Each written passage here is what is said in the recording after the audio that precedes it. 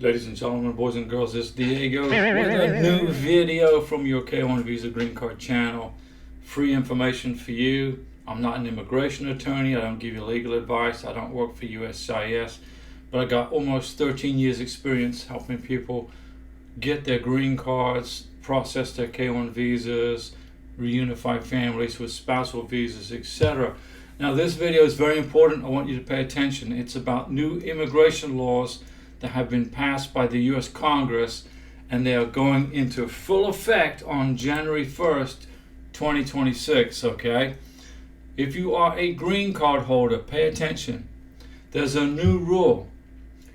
Every 5 years, you will now be required to renew your biometrics, which is, fingerprints, the photograph, your full signature, okay? And I'm sure the price is going to increase also from the current $85 that they charge.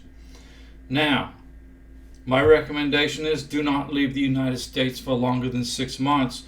You will be considered abandoning your green card if you do. Now, over a 3-year period of time, if you've been gone for 18 months, you're going to be considered an abandoned green card also. So my advice is don't travel. Re-entry permits. Now let's talk about re-entry permits. They will only be issued one time every 5 years. So if you need more time than the allotted 6 months to leave the United States, you're only going to get one re-entry permit every 5 years. Okay? You will also be monitored continuously for any issues with law enforcement. So stay out of trouble. Any encounters with the police or law enforcement, no matter how trivial, no matter how minor, USCIS is going to find out about it, and it will be monitored by USCIS, which is going to make it harder for you to get your green card renewed and or become a US citizen. Tax compliance. New congressional law allows the IRS and USCIS to work together and monitor your tax returns annually. So don't forget to file taxes jointly with your American citizen sponsor. Okay? Husband or wife. If you fail to file your taxes, this will result in not so good consequences with immigration, especially when you are renewing your 10-year green card or when you go to apply for US citizenship. If you don't file joint tax returns, it's going to be a big problem. If you don't file a tax return at all, it's going to be an even bigger problem. The public charge rule extends to all green card holders, not just persons who are applying for green cards. So if you are a green card holder and if you ever use public assistance while in the United States as a green card holder, it will become part of the consideration for renewing your 10-year green card, for applying for US citizenship, etc., etc. So stay off of public assistance.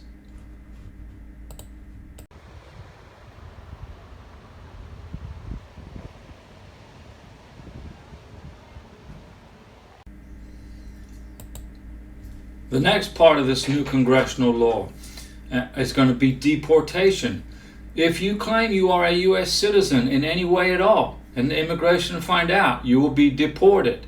So be careful when you apply for a US driver's license. Make sure you don't accidentally get registered to vote, okay, at the DMV. And do not vote in any US elections. If you do, you're going to be put on a plane and sent home, okay? Now, the US citizenship test is now much harder with more questions. So prepare, study hard when you're applying for US citizenship. There's going to be more questions about your family interactions when you go to your interview. So make sure you know everything about each other, the beneficiary and the US citizen sponsor, regarding your family life together. It's basic common sense, ladies and gentlemen, boys and girls. Now, there will also be expedited removals for folks who commit felony offenses. So if you're a green card holder, you commit a felony, there's going to be little opportunity for a defense with an immigration attorney or with a civil, attorney. No appeals, just a rapid deportation. You're out of here. Also, do not work without a green card or a work permit. So you got your social security number, you're all excited, you got your I-94 and got your social security number, but don't work with just the social security number. The Social Security Administration will work with USCIS to make sure you are in compliance, and you will have serious immigration consequences if you work without permission from Homeland Security.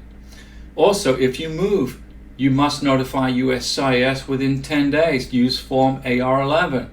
If you fail to notify USCIS of your new address, it's going to result in negative immigration consequences for you.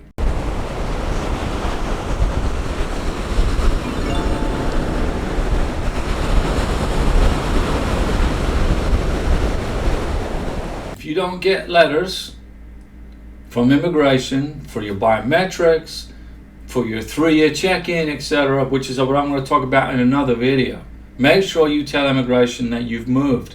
Thanks for watching, ladies and gentlemen. Don't forget the live stream on Mondays, Wednesdays, and Saturdays at 6 p.m. Feel free to join as a member, and you will get my cell number and email address. And you can call me, contact me, text me anytime you want. Remember though, I'm not an immigration attorney. I don't give you legal advice, and I don't work for USCIS, but I do have over 12 years experience helping qualified applicants get their green cards and their K-1 visas approved. Spousal visas also. Okay? See you at the next live stream. Thanks for watching.